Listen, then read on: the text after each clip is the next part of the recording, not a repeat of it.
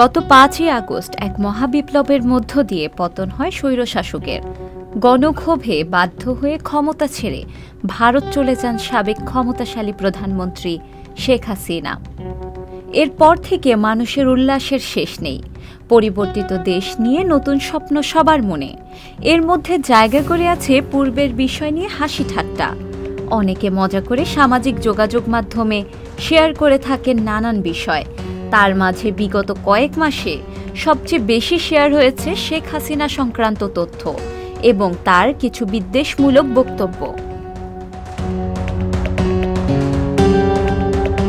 এবার সাবেক প্রধানমন্ত্রী শেখ হাসিনার সব ধরনের বিদ্বেষমূলক বক্তব্য গণমাধ্যম ও সামাজিক যোগাযোগ মাধ্যমে প্রচারে নিষেধাজ্ঞা দিয়েছেন আন্তর্জাতিক অপরাধ ট্রাইব্যুনাল। একই সঙ্গে শেখ হাসিনা আগে যত বিদ্বেষমূলক বক্তব্য দিয়েছেন তা সব মাধ্যম থেকে সরাতে বাংলাদেশ টেলিযোগাযোগ নিয়ন্ত্রণ কমিশনকে নির্দেশ দিয়েছেন আদালত। আন্তর্জাতিক অপরাধ ট্রাইব্যুনালের চেয়ারম্যান বিচারপতি মোহাম্মদ গোলাম মর্তুজা মজুমদারের নেতৃত্বে ৩ সদস্যের ট্রাইব্যুনাল এ আদেশ দেন।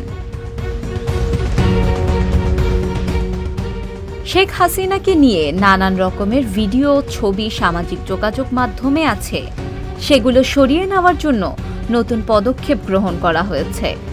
গত ১৮ই নভেম্বর, জুলাই আগস্টের গণহত্যার ঘটনায় মানবতা বিরোধী অপরাধের অভিযোগে দায়ের করা ২ মামলায় শেখ হাসিনা, ওবায়দুল কাদের সহ ৪৬ জনের বিরুদ্ধে তদন্ত ১ মাসের মধ্যে শেষ করার নির্দেশ দেন ট্রাইব্যুনাল। তদন্ত শেষ করে আগামী ১৭ই ডিসেম্বর প্রতিবেদন দাখিল করতে বলা হয়েছে।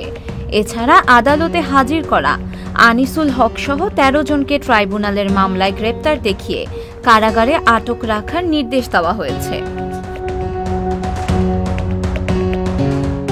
স্বৈরশাসকের দোসরদের শাস্তির ব্যবস্থা করলেও একাধিক মামলা থাকা সত্ত্বেও গণহত্যার প্রধান আসামি শেখ হাসিনা ভারতে আশ্রয় নিয়েছেন। তাকে ফিরিয়ে আনতে প্রয়োজনীয় পদক্ষেপ গ্রহণ করছে সরকার। শিলা ইসলাম, সংবাদ প্রকাশ। সংবাদ, ফিচার ও অনুষ্ঠানের জন্য ভিজিট করুন সংবাদ প্রকাশের ওয়েবসাইট এবং যুক্ত থাকুন ফেসবুক পেজ ও ইউটিউব চ্যানেলের সঙ্গে।